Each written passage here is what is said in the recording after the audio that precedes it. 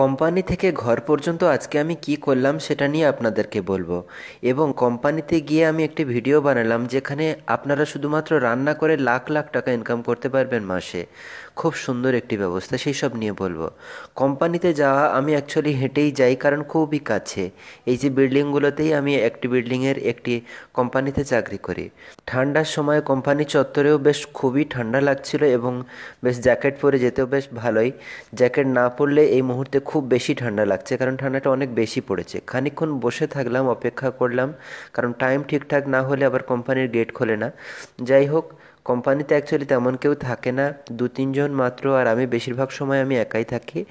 Company computer এবং আমার বসার জায়গাটি খুবই সুন্দর, খুবই কিউট একটি জায়গা। যাই হোক, সেখানে বসে একটু ভিডিও বানিয়ে নিলাম। এই যে চ্যানেলটি আপনারা দেখছেন, এখানে ছোট্ট ছোট্ট রান্না, কোনো বড় রান্না নয়, একদমই ক্ষুদ্র ক্ষুদ্র রান্না, যেটা মিনি কুকিং বলা হয়, সেই সমস্ত করে লোক কত টাকা কামাচ্ছে দেখুন।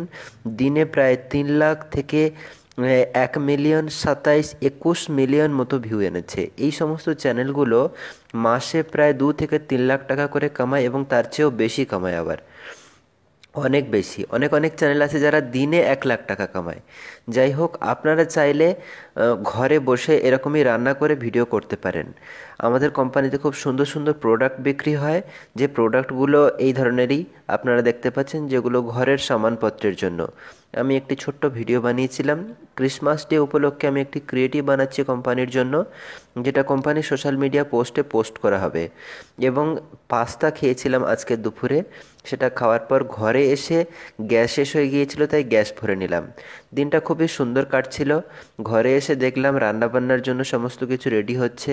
খুব বেশি কিছু খাস রান্না হচ্ছে না আজকে। যাই হোক, কোনো রকম একটু ম্যানেজ করে ভাজা আর একটা ঝোল করা হচ্ছিল। তা ভাজাটা করবার সময় তহমিনা খুবই ঠান্ডা লাগছিল। অ্যাকচুয়ালি এখানকার ওয়েদার খুব বেশি ঠান্ডা হয়ে গেছে এখন।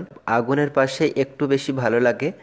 খুব সুন্দর রান্নাবান্না হয়ে যাওয়ার পর আজকের ব্লগটা আমরা এখানেই শেষ করলাম।